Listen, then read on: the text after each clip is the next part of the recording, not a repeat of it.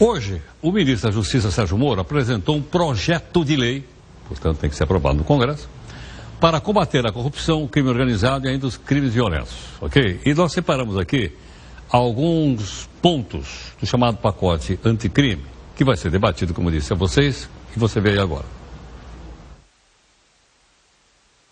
O Supremo já afirmou 4 vezes que ela é constitucional. Nós queremos deixar isso claro na legislação ordinária. Ou seja, após o acórdão condenatório em segunda instância, inicia a execução. Certo? Isso é importante para a corrupção, isso é importante para crime violento, isso é importante para crime organizado. Não é só para uma corrupção. Certo? Não adianta nada nós mexermos no restante da legislação se o processo penal não funcionar. Se ele não chegar ao fim em um tempo razoável. Nós não desconhecemos que existe uma situação carcerária difícil no país, que existe superpopulação nos presídios, tá? Mas é necessário endurecer o cumprimento de penas para determinadas espécies de crimes. Não é um endurecimento geral. Nós sabemos que o sistema não comporta endurecimento geral.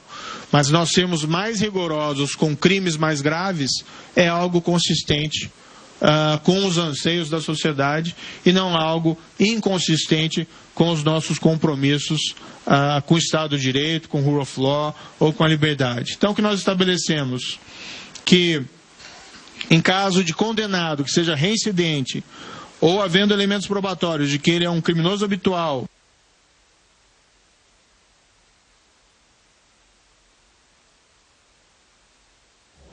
em outras palavras, esse é mais um ponto, né, desenvolvido aqui pela proposta do Moro. Entre elas é o seguinte, é aquela questão que a gente chama de progressão da pena. Então seria mais difícil haver progressão da pena, mas para isso, logicamente, tem que mudar também a legislação. Não pode ser uma coisa assim feita de uma hora para outra. Mas para a gente poder entender, porque o assunto é muito grande, a gente tem que ver aos poucos, senão eu também não compreendo, tá? Porque muita coisa às vezes me atrapalha. Gentilmente, a advogada constitucionalista, a doutora Vera Chemin, né, está aqui conosco. Vera, muito obrigado pela sua gentileza, muito obrigado aqui para comentar alguns pontos com a gente. Muito obrigado. Vera, desses pontos apresentados pelo Moro, na sua opinião, qual é aquele que você acha que pode provocar maior impacto, mudança no sistema judiciário, se for aprovado pelo Congresso Nacional? Bom, o primeiro ponto, eu penso que seja realmente a prisão após a condenação em segunda instância. A prisão após... É como Lula. Lula está preso... Exatamente. Após a condenação em segunda instância. Então, apesar desse tema já estar sendo exaustivamente discutido, questionado por alguns advogados, juízes até, eu penso que esse tema, embora sensível, polêmico, porque, para todos os efeitos, a Constituição Federal de 1988, ela privilegia o que é chamado o princípio da presunção da inocência.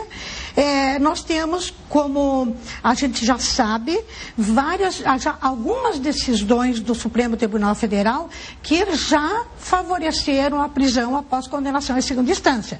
Nós tivemos alguns casos concretos, como o próprio habeas corpus do ex-presidente Lula, e teremos agora, no dia 10 de abril, finalmente, uma solução que será definitiva, ou seja, o efeito dessa decisão será um efeito erga omnes, eu não entendo. O que quer dizer erga omnes? Exatamente. Ele significa que ele vai vincular, a decisão que você tomar lá, vai vincular todos os membros do Poder Judiciário, a nível federal, estadual e municipal, e inclusive a administração pública, direta e indireta. Tá, então isso aí o Supremo vai decidir no dia 10 de abril. De abril. Se mantém a prisão em segunda instância ou se não mantém. Exato. Ele pode dizer que não, que vai esperar lá o trânsito em julgado, não é isso? Agora, o que é importante explicar é que aquelas decisões que foram tomadas anteriormente, favorecendo a prisão após condenação em segunda instância, como eu falei, se referiu a alguns casos casos concretos.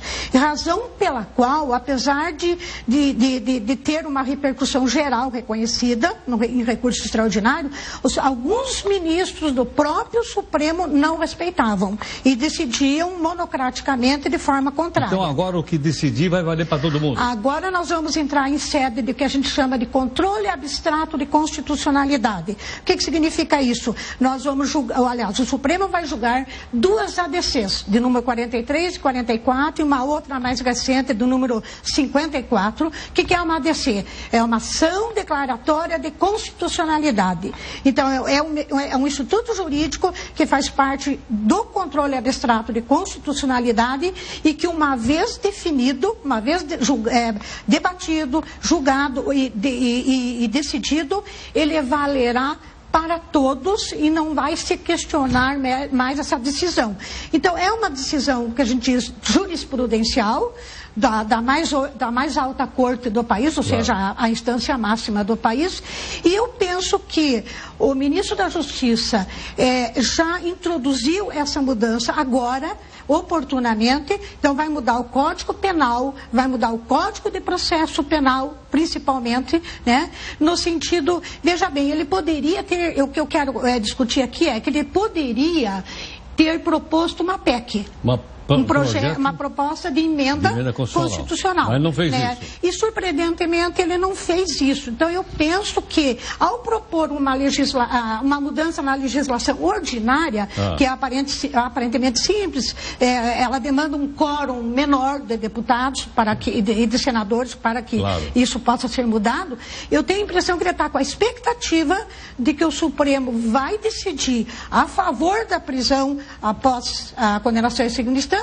E dessa maneira, como ele próprio já falou, já é constitucional, porque já tivemos algumas decisões, mas a partir dessa decisão, aí sim, ela passa a ser uma decisão que não poderá mais ser questionada. Tá. Vera, ficou muito claro. Uma outra questão. Ele falou ali também, ali naquela solana que a gente colocou dele agora há pouco, dizendo que ao invés de aumentar as penas, teria que diminuir, então, a possibilidade de progressão da pena. O que significa isso? Para crimes hediondos, né, para crimes violentos e até para corrupção. Até peculato, corrupção passiva, ativa. Então, o que significa isso? Eu vou ser condenada, né, e não importa se é após segunda instância ou depois da sentença ter transitado em julgado, eu sou presa e vou cumprir aquela pena. Não importa o tempo da pena. Tá. Daí o que vai acontecer aí? Vai haver um endurecimento com relação a todos os institutos que compõem essa pena. Então, por exemplo, a depender da gravidade do meu crime e do tempo de pena superior a 4 anos, por exemplo, eu estou dando assim apenas um exemplo. O que vai acontecer? Eu vou perder o direito de ter as minhas saídas temporárias. Eu não posso mais sair. Perdeu essa saída. Perdi o direito. Em segundo lugar, não. E outra coisa, eu vou iniciar, de qualquer maneira, a minha pena, eu vou cumprir inicialmente no regime fechado.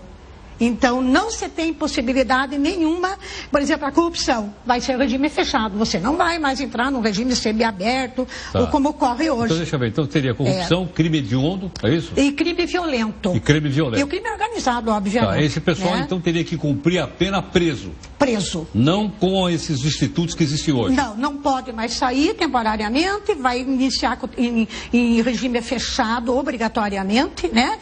E mais, vai ter direito, se for o caso uma progressão de pena, a depender se o agente cumpriu já 3/5 da pena. Essa é a proposta dele. Então, eu teria que cumprir 3/5 da pena para ter direito a uma progressão de pena. Hoje, quanto é? Hoje é muito menos, 2/3. Hoje é 2/3. E às vezes até 1/3, a depender da ideia. Tá. E também vai depender do comportamento do preso no estabelecimento prisional.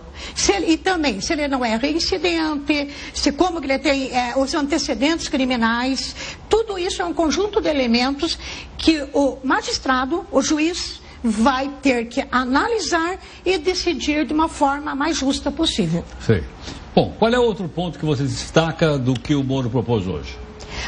Eu acho muito importante o chamado, também já criticado, o Instituto importado dos Estados Unidos, da Inglaterra, dos países de tradição, que a gente chama o sistema Common Law, aquele sistema que privilegia costumes e decisões jurisprudenciais ao lado da Constituição e da legislação, né?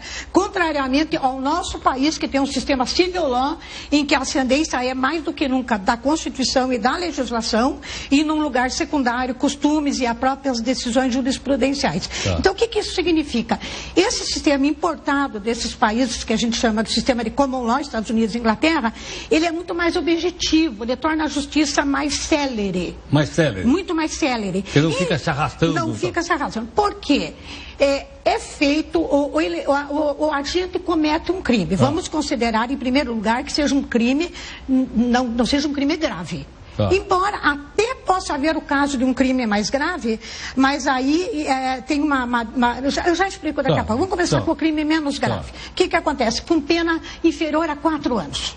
É feito, aí sim o agente teria a oportunidade de formalizar um acordo com um membro do Ministério Público, ou seja, com o Ministério Público. Ou seja, ele reconhece que praticou o crime. Exatamente, ele vai confessar. Ele vai confessar o seu crime, e em troca dessa confissão, o Ministério Público vai proporcionar a ele um acordo. Agora, veja bem, Heródoto, esse acordo ele tem que primar pelo princípio da proporcionalidade. O que significa isso? De acordo com a gravidade do crime que ele cometeu, o Ministério Público terá que analisar e dar a pena justa para esse caso. Então o juiz vai perguntar, o senhor é culpado ou inocente? Aí se não. ele disser, sou culpado, eu assumi a culpa. Não. O Ministério Público. Ele vai confessar para o Ministério Público. Aí, formalizado esse acordo, vamos supor que ele concorde em fazer esse acordo. Veja bem, o importante é que o defensor está junto. Diferentemente das críticas que têm sido colocadas aí, que o agente estaria, digamos assim, desprotegido. Então, com o defensor público é feito esse acordo, e aí sim vai para o juiz homologar. Então o juiz vai analisar. E com isso ele pode ter a pena diminuída? Pode ter a pena... Se o crime for leve? Exatamente. E se for pesado? Se for mais pesada, daí existe uma outra cláusula aí.